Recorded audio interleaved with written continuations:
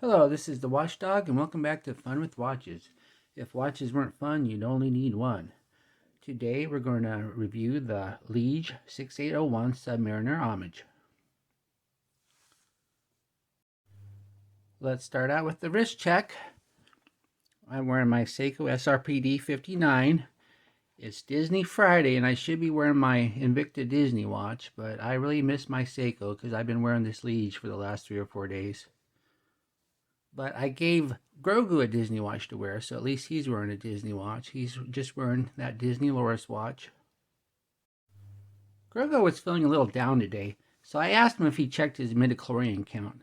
He said he checked it and he's down by 1/4. So that means he's working on 3/4 force. Okay, let's take a look at the watch. I already did an unboxing video, so I'm not going to show you all the stuff over here. And here's the watch. When I first saw the green, I was a little disappointed, but that's because I was looking through my camera, and my camera is just not that good. When you look at it up close without the camera, it does look like a pretty good green. I hope I'm pronouncing LIGE right. I'm not sure if it's LIGE or LIGE or LIGE or League. I heard another reviewer say League, but I don't know if that's correct or not. So I'll just keep saying LIGE for now. If you look at the box, it has a magnet clasp. As if you saw my earlier video about the Benyar, you'll notice that these clasps can cause magnetism in your watch. So I hope LIGE and Benyar quit doing that. I sent Benyar an email suggesting that they no longer ship automatic watches in boxes with magnets. This is a 40mm Submariner with dimensions similar to the previous model, not the current 41mm Submariner that's out now.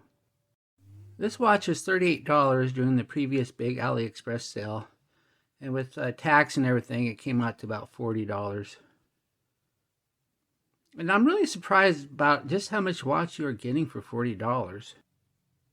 I'm not at all disappointed with this watch. Of course, being AliExpress and the different AliExpress stores, a few little fibs were told about this watch. And whether or not that's a deal breaker for you, you'll have to decide. But as for me, I still think it's worth the $40 I paid. They also had a blue colorway and a red colorway. The red was kind of unusual. You don't see very many red bezels with red faces. Plus they had a two-tone for each different colorway also. I chose this one because I wanted a Hulk-looking watch. Plus I figured it'd go good on Grogu.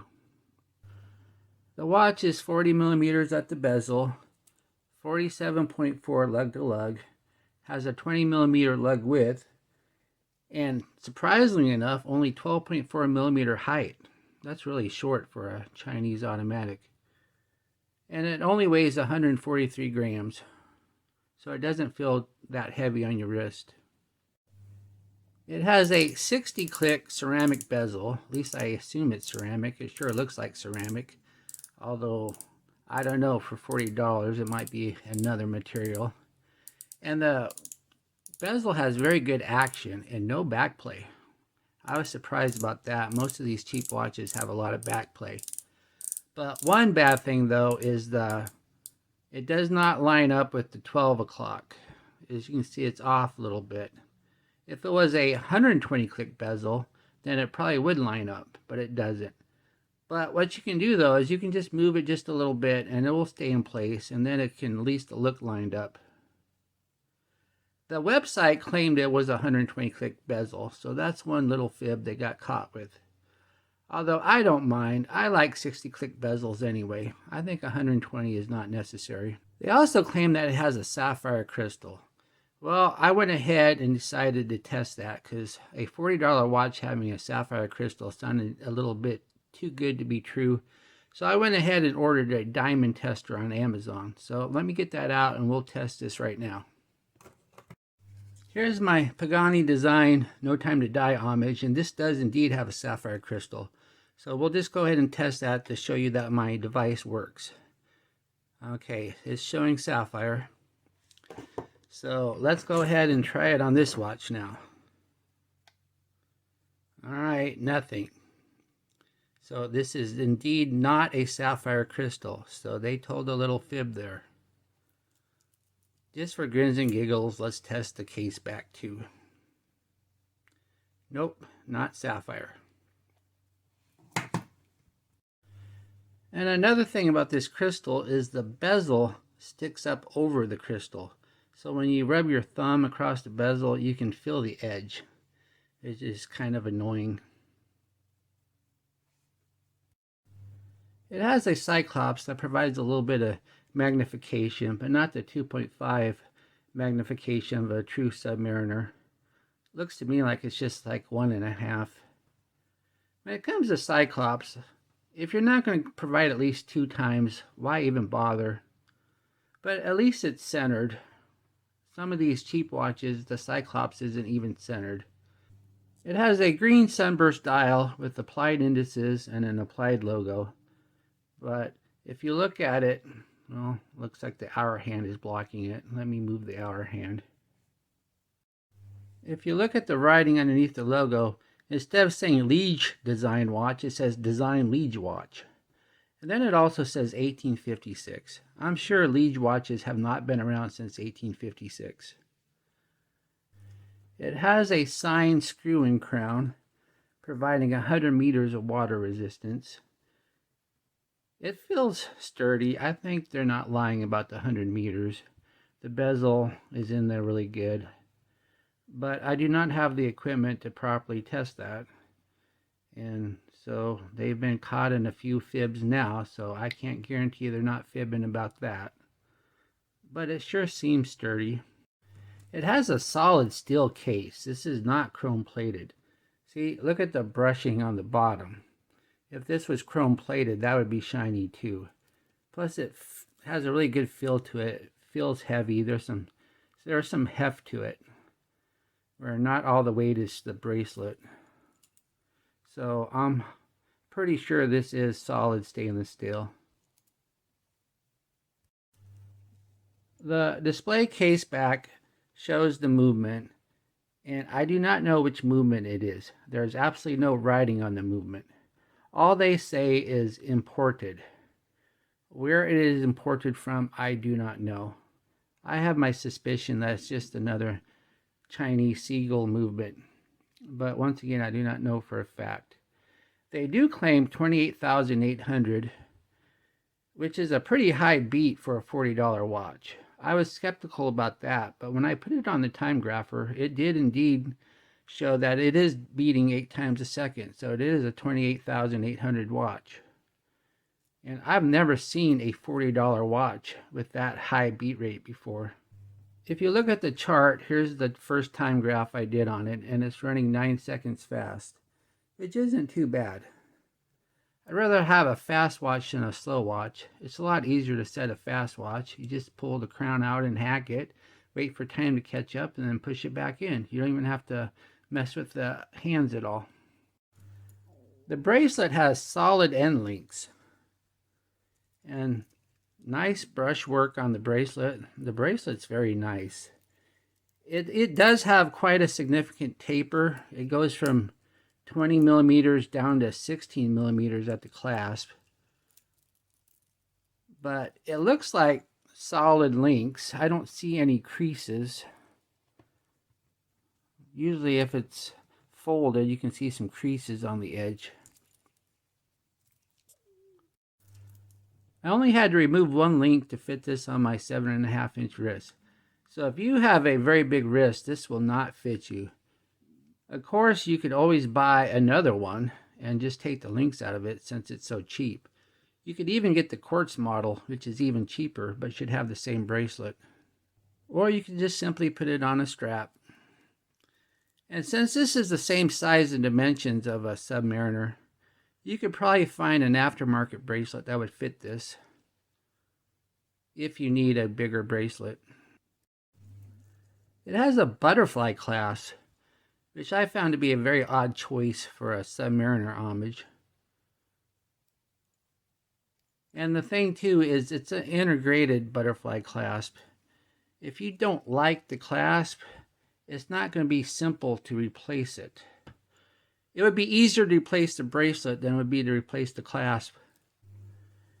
Here is the watch on my 7.5-inch wrist. Looks very nice. Once again, the bracelet looks nice. I am not a fan of the butterfly clasp though, but it fits me good. It's a little snug. If I add a link back in, the watch will be way too loose, and I'd rather have it a little snug than flopping around on my wrist. Here we are in the Lume room, so let's check out the Lume. Let's give it a good zap with the UV flashlight.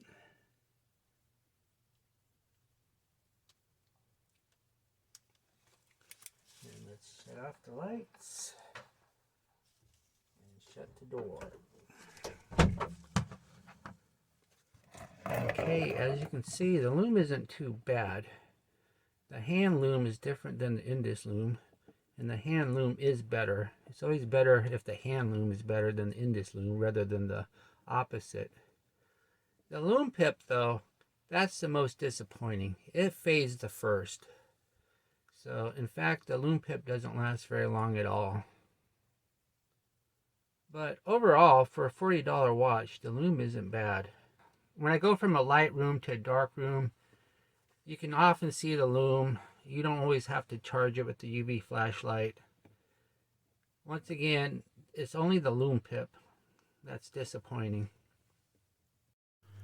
What do I like about this watch? Well, the first thing I like is the high beat movement. This is the first watch I've ever had that beats at 28,800. I thought for sure I was going to have to buy a Swiss-made watch with a Sellita or ETA movement, or at least a Miyota 9015 before I'd get this kind of beat rate. I never imagined I'd get one for a $40 watch. I like the ceramic bezel. I've always been a fan of the ceramic look. I just like the glossy look over the painted aluminum. I like the fact that it has a real stainless steel case and it's not chrome plated. And I still can't believe how thin this is for a Chinese automatic. My Benyars are at least 2 millimeters thicker. What are my gripes and groans? Well, the integrated butterfly clasp that cannot be changed. Not a fan of butterfly clasps on bracelets. And LIGE, do not claim you have a sapphire crystal when you do not. And don't ship an automatic watch in a box with a magnet in it, please. And also, the Lume pip is substandard compared to the rest of the Lume of the watch. Do I recommend this watch? Yes, I do. Yes, I understand LIGE told a few fibs. But I'm not here to review LIGE as a company. I'm here to review this particular watch. Yes, they claimed it had a sapphire crystal, but they did not charge extra for it. So you didn't pay for a sapphire crystal. In fact, I'm not a huge fan of sapphire crystals anyway. Yes, they are super scratch resistant, but they really reflect the light. And sometimes I just want to be able to see through my watch crystal. And once again, this watch was $40 after tax and shipping and everything. And it's probably $45 right now since the sale is over, but if you wait long enough, you can get this watch at $40. And I think the watch is well worth $40. But I'll leave it up to you. But I'm glad I bought it, and I'm going to keep it. Thank you for watching my review, and I'll be back with another unboxing. I got 2 watches coming that I'm very excited about. Bye.